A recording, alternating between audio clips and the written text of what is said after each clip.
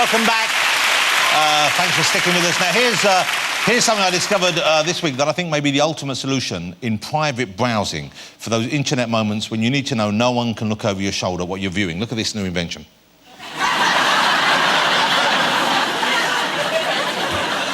Because I can't see what you're looking at, but they know you're looking at something you don't want them to see that you're looking at. And there's another thing they've come up with, which is the perfect solution if you're at the office or if you're on the go somewhere and you want to rest and you need to sleep and there's nowhere comfortable. This is called the ostrich, OK? It's the ostrich pillow for power napping.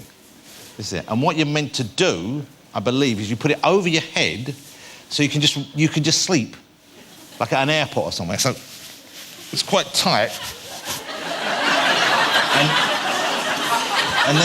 And this is for you to put your hands in so you can just get comfortable.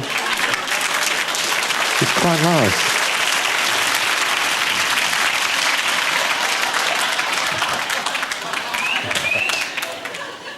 And of course you can wear this as a balaclava.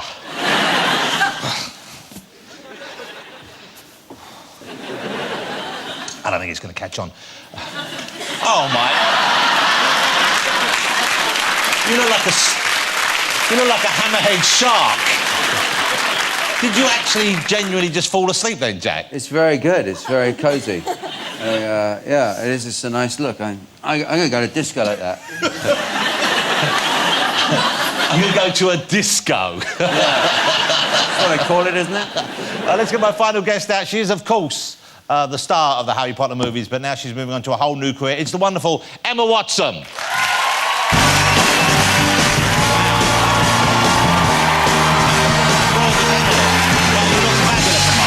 Lovely to see you again. Come on, sit down. That's a wonderful outfit. Is that leather, that dress? It is leather. Wow, it's a purple leather dress. It's a purple leather dress with slits. Well, congratulations. Last time we met, you were just finishing up the Harry Potter movies. I was. That was just coming to an end. And I got the feeling that you were a little relieved, but at the same time, obviously dealing with, you know, something very big ending in your life. How did that feel straight afterwards? How did you process that, kind of moving on for something that crucial to you?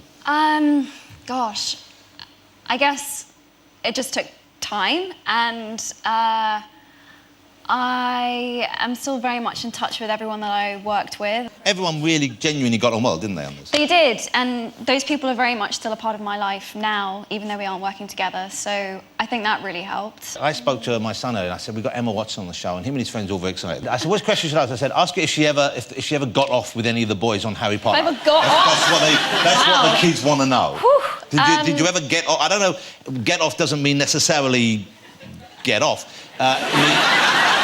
You know what I'm saying? It means maybe, was there any kind of romance? I've got to be honest, honestly, the whole 10-year period, I never so much as pecked either one of them on the cheek. Oh. It was pure friendship all the way from the beginning. So it was just friendship, really? You were like brothers and sisters? What about Draco? What about Tom, who played Draco? There was something going on there, wasn't there? That's what I heard. How do you know this? I heard it. You've done your research. Yes, age sort of like between sort of the ages of 10 and 12, I had a really terrible crush on Tom Felton. But you know why? Because girls love a bad guy. We love a bad guy, and he was a few years older, and he had a skateboard. Wow. And that just did it, really. Well, you had me with skateboard. I know.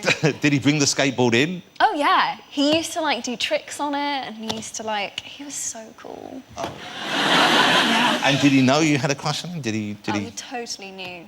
And the thing is that he'd tell everyone, he's like, oh, I see her in, like, a younger, sisterly way. Oh. And it just broke my heart. Oh. It still does. That bastard. I always knew Malfoy was an evil little piece of work, and he broke her mind, his heart. He really did. It was gutting, really. You know, the weirdest thing, I suppose, it must be strange for you, but it's strange for all of us to have seen you grow up and be part of our lives. From how old were you when you started the films? I just turned 10. Turned 10. Yeah. 10 until you become a young woman, and they become young guys. And if you look at the differences, I mean, we have you here now, but you look, that's when you first started. and then we have Dan when he started. Look at Dan. I mean, I think Dan maybe changed the most. Maybe not, because that's Dan then. Look at Dan now, and you can still see it's clearly him. But look, he's turned into a handsome leading man. And then we have Rupert. Look at Rupert now. He looks so different. It's like I mean, it really is. I mean, it doesn't look bad, but it's a choice, I suppose. I guess you're keen to be moving on from this period, but I guess people who are watching the films now, and those films, they're classics. I mean, they're incredible films. I might quiz you on a couple in a minute. Oh, no.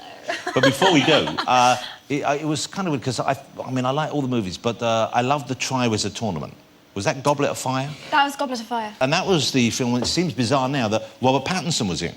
Yes. I've heard rumours that he might be appearing as Christian Grey in the Shades of Grey.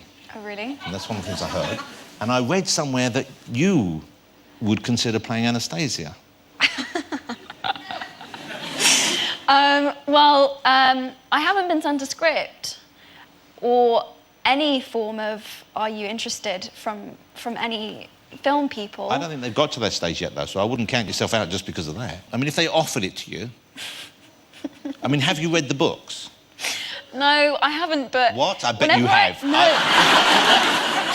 It's so funny. I was literally just having this conversation 5 minutes ago. I was like, can someone just tell me what happens? Because I don't understand what all of the fuss is about. And now she gave me a short synopsis. Who did? My makeup artist. OK. And... She looks the sort. I saw her. She looks the sort. Jack, you must have read it. I think I've gone nowhere near it. I feel sorry for people who have to go to that much trouble to get their rocks off, frankly.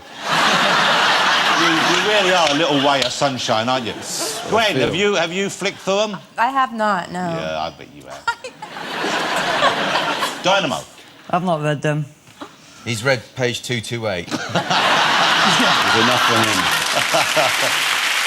How is it for you being a grown-up young woman now with the fact that you were a child star? Because often people wonder about whether that's an easy transition to make. You want to know if I'm f***ed up? I don't think you are, but no, I just wonder whether you have to deal with other people's perceptions of you based on you being a child. And obviously you like doing it as a kid, but to an extent, I guess, the decision's made by other people as well. Yes. You know, your parents have to be happy that you're doing it to enable you to do it and so on. And so I guess there must have been a time as an adult where you thought, OK, that indeed is what I want to carry on doing. Would there have been a particular time when that clicked into place? Well, I took a year or two off to go to university, and I got sent the script for this film called The Perks of Being a Wallflower. Which is the new movie, which is down the there. one I've just... And it was quite a famous book. I mean, it was a very well thought of book, wasn't it? Yes. I didn't know this at the time, but, I mean, practically all my friends at college had read it, and there's kind of this very intense cult following for the people who really love it. Anyway, so I got sent the script, and I was really intrigued by it because it felt incredibly honest and sort of like the only thing I'd read that actually felt like it had anything to do with my own adolescent experience and the experience that I know a lot of my friends had. And so I said I would meet with Stephen, who wrote the book and who also directed it. And it's really funny because I didn't really know if I believed in myself yet as an actress outside of the role of Hermione, which I knew I could do, and I did for a long time. But I didn't really know if I had other people in me or not. So I just sort of like needed someone to sort of come along and be like, no, you can do this. You can do this. And that was Steve. Well, you can do it, and it's yeah, it turns out that I can. Which is great. That's a lovely. I don't think anyone doubted that.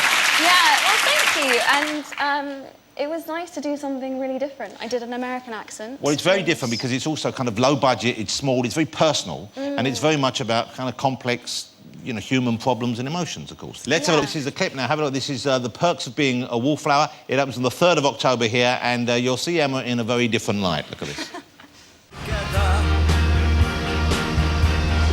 What is she doing? Don't worry, she does it all the time. Turn it up! Got it, Your Highness. Oh, we can be heroes just for one day.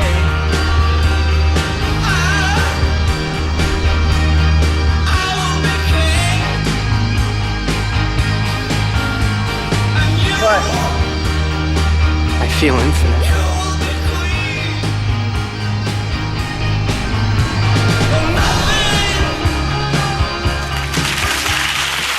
Emma Watson in The Perks of Being a Wallflower.